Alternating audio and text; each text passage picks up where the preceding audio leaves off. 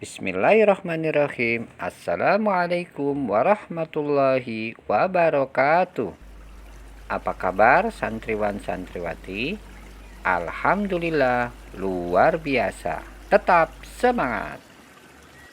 Baik, kita belajar tentang 3 mata pelajaran secara singkat ya. Pelajaran 1 kita akan membahas tentang kalimat thayyibah, Masya Allah dan Subhanallah. Yang kedua tentang Asmaul Husna. Yang ketiga tentang malaikat-malaikat Allah dan tugas-tugasnya. Sebelum belajar, kita berdoa dulu ya. A'udzubillahi minasyaitonirrajim. Bismillahirrahmanirrahim. Raditu billahi rabba wa bil islami dina wa bi Muhammadin nabiyyan wa rasulah. Rabbi zidni ilma warzuqni fahma. Amin. Pelajaran 1 kita akan belajar tentang kalimat thayyibah, yaitu kalimat subhanallah dan masya Allah. Mari kita perhatikan video berikut. Subhan. Fokus pada kalimat ini, subhan. Jika Anda temukan kalimat subhan dalam bahasa Arab, terkhusus dalam Al-Quran apalagi hadis, ini artinya kalimat yang dimunculkan, dihadirkan untuk menolak anggapan yang bertentangan dengan keagungan dan sifat Allah Subhanahu wa taala. Jadi kalau ada orang-orang yang mengeluarkan kalimat yang tidak sesuai isinya dengan keagungan dan sifat Allah, maka Anda ucapkan subhanallah. Sebaliknya jika ada kalimat-kalimat yang keluar karena ada sesuatu yang menghadirkan keindahan, takjub, ya, luar biasa, itu ucapkan masya Allah. Jangan ditukar. Masya Allah. Ya. Quran surah ke-18 ya, dari ayat 33 sampai 35 itu posisi paling kiri di pertengahan ya. Walaula idh dakhalta jannataka qulta masya Allah la quwwata illa billah ya. Kalaulah Anda masuk ke kebun Anda yang rindang, yang tumbuhannya bagus-bagus, itu ucapkan masya Allah, jangan sombong. Itu dialog antara seorang teman yang rendah hati dengan kawannya yang kaya tapi sombong ya. Dia masuk ke kebunnya, dia katakan, nih punya saya nih kebun kan, dan hebat daripada kamu belum punya apa-apa, ayo usaha dong seperti saya. Maka temannya meluruskan, yang terbaik ketika kamu masuk syukuri, ucapkan masya Allah la quwwata illa billah. Kamu nggak bisa begitu karena Allah tidak menetapkan itu terjadi ya. Itu yang tepat ya. Jadi kalau ada sesuatu yang bagus-bagus, yang indah, ucapan apa? Masya Allah. Ma di situ itu berarti takjub, ma takjub, dan berarti kalimat doa. Jadi kalau Anda datang ke puncak misal, melihat indah terbentang, Anda ucapkan masya Allah, itu artinya ya Allah, saya kagum dengan keindahan yang telah Engkau tetapkan ini, dan mohon jadikan setiap saya kesini selalu indah seperti ini. Awas jangan salah tempat ya. Bapak ibu punya anak sulit diatur, wah membantah terus-terusan, anaknya masih kecil kan, apa yang diucapkan? Masya Allah ya. Sungguh indah kenakalan ini, kalau bisa teruskan ya Allah. Sesuatu kadang tidak menempat di sini. Baik ya. Sebaliknya kalau subhanallah itu lain. Ada orang berkata, maaf, ada orang berkata Allah punya anak ya. Ya turun jawaban subhana. Quran surah kedua ayat 116, posisi paling kiri di pertengahan. Wa qalu ittakhadallahu walada. Mereka berkata Allah punya anak, subhana. Itu tidak benar. Tidak benar. Nah, bagaimana santriwan santriwati? Alhamdulillah tentunya paham. Jangan tertukar ya. Subhanallah yang berarti maha suci Allah seharusnya diucapkan ketika melihat atau mendengar keburukan atau melihat hal yang tidak baik. Sementara masya Allah artinya itu terjadi atas kehendak Allah, atau saat melihat sesuatu yang indah atau merasakan kekaguman. Sekarang kita memasuki pembelajaran tentang Asmaul Husna, yaitu Asmaul Husna Al-Azim berarti Maha Agung. Maha Agung Allah yang menciptakan bumi dan langit, serta yang berada di antara keduanya. Maha Agung Allah yang menggenggam jiwa seluruh makhluk. Maha Agung Allah, zat yang segala sesuatu berada di bawahnya. Hal ini disebutkan di dalam surat Al-Baqarah ayat 255. Disebut ayat kursi. Ayat kursi ini sangat terkenal dan banyak manfaatnya jika kita sering melafalkan. Sudahkah kalian menghafalkannya? Jika belum, segera hafalkan ayat kursi tersebut. Al-Kabir adalah salah satu sifat Allah dalam Asmaul Husna. Al-Kabir berarti Maha Besar. Maha Besar Allah meliputi ukuran, kekuatan, kekuasaan, dan kesempurnaan. Allah adalah zat yang maha sempurna, termasuk kesempurnaan dalam wujud. Seruan bahwa Allah memiliki sifat Al-Kabir sering diucapkan melalui kalimat thayyibah, yaitu Allahu Akbar, yang berarti Allah Maha Besar. Di setiap lafal azan untuk panggilan sholat, seruan takbir yang mengagungkan kebesaran Allah berulang-ulang dikumandangkan. Hal itu untuk meyakini bahwa Allah Maha Besar dan menghindarkan kita dari sifat takabur atau sombong. Sesungguhnya manusia hanyalah makhluk yang lemah dan kecil di hadapan Allah yang Maha Besar.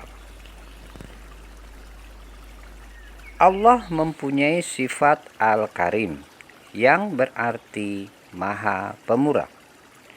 Allah tidak meminta balasan atas apa yang diberikannya kepada manusia. Pemberian Allah itu tidak terhingga nilainya.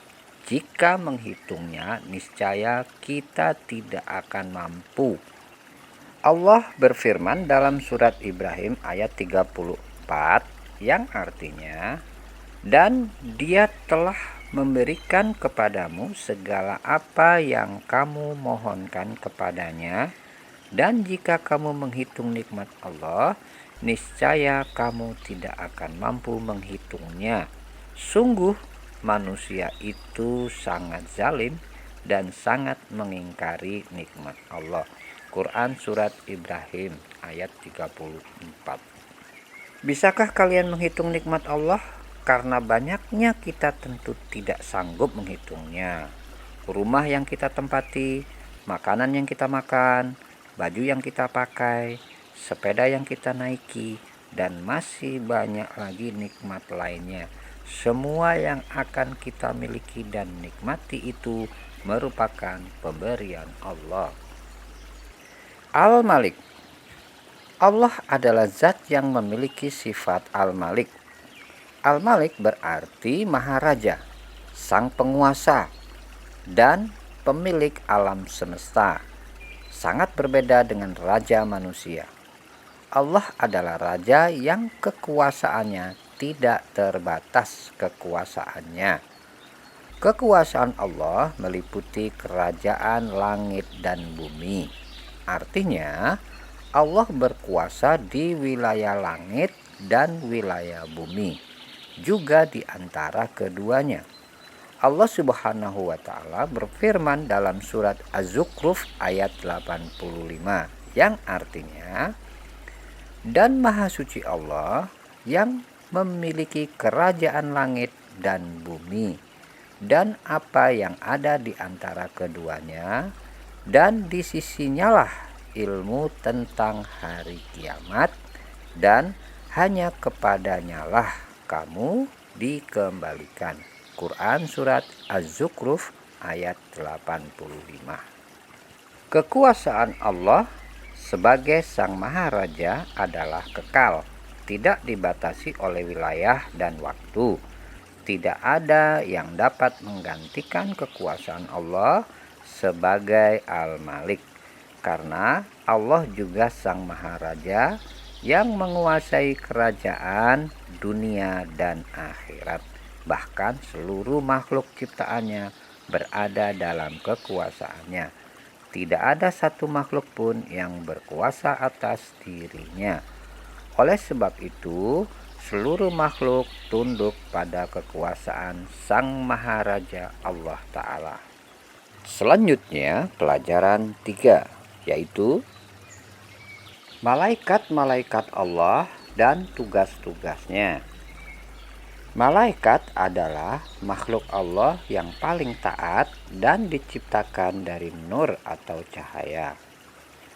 Jumlah malaikat yang perlu kita ketahui adalah 10. Kita harus percaya adanya malaikat. Malaikat adalah perantara Allah dan manusia. Malaikat selalu mencatat perbuatan manusia. Oleh karena itu, kita harus selalu berbuat baik. Tugas malaikat bermacam-macam. Masing-masing malaikat memiliki tugas sendiri-sendiri. Tugas masing-masing malaikat adalah sebagai berikut. 1. Malaikat Jibril bertugas menyampaikan wahyu kepada para nabi dan rasul.